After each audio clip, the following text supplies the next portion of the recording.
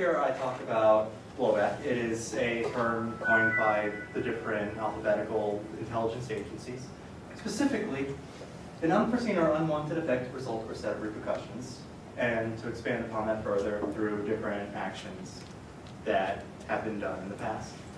A great example would be the Iranian Revolution of 1973, where they overthrew, I do not do all the names. They overthrew the American-installed head of state and replaced him with the Shah. Now, I wrote each of the countries in Central and South America that have had American intelligence presence in the past 60 years. A couple of these have enjoyed two different such incursions. Guatemala,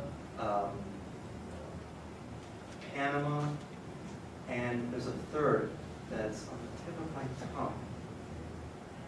But they have had different negative side effects for the people. In Chile, they've had one in 1973, I want to say as well.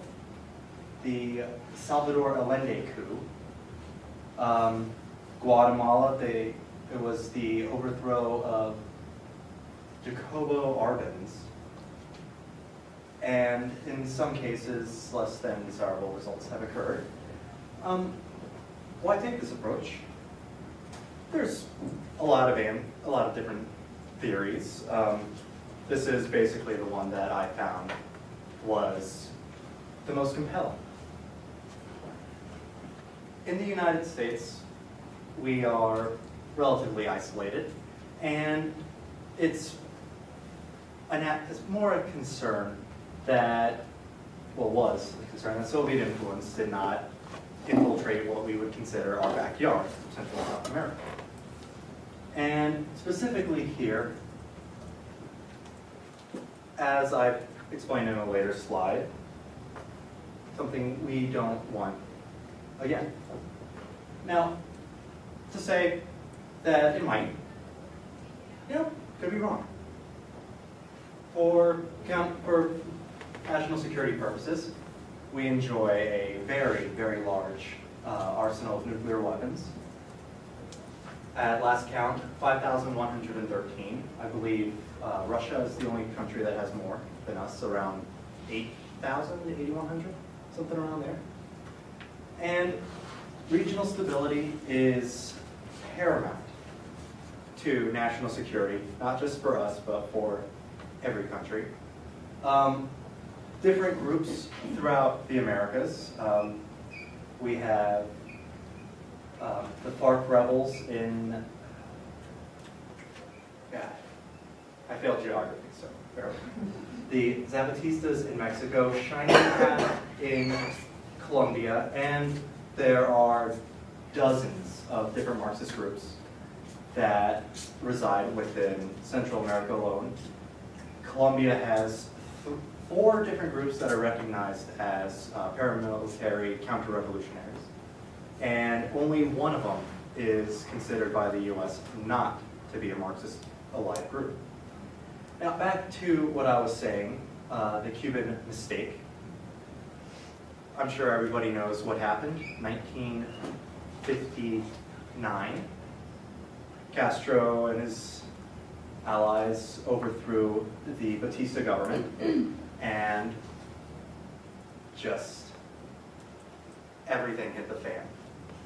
It was 90 miles from the United States, which was an absolute mystery of how it could happen. We had forces on the ground. We basically at the time Cuba was the 51st state. That's where people like Hemingway would live almost half the year. And this right here is probably the biggest scare. Nobody wanted that to happen, no one with influence and power. And kind of a thankful experiment since it's an island. You can't really expand too easily there. I can't walk from Key West to Cuba. The Cubans can't walk to Hispaniola, Jamaica, any of the other regions, or any of the other countries in the region. This has been a largely United States military effort. The School of the Americas, or the Western Hemisphere Institute for Security Cooperation, I like School of the Americas better. This is an actual thing, not some sort of conspiracy theory belief. Their nickname is School of the Assassins because they do have many fun stories. But basically their entire purpose is to prevent narco trafficking, landmine diseases, environmental concerns, poverty, natural disasters, or more. Good things. It is an American-backed thing. Solely was to be anti-Marxist. And now my views. I like regional stability. I like national security. I think that's a great thing. I think down here, diplomacy should be focused on more strenuously. I am a political scientist. I love diplomacy. I do not like coups so much. That I feel brings so much more regional instability than anything possible. I do like democracy. I think it should be worked in with diplomatic relations, and working with foreign heads of state should be taken much more seriously than a lone wolf mentality. My sources.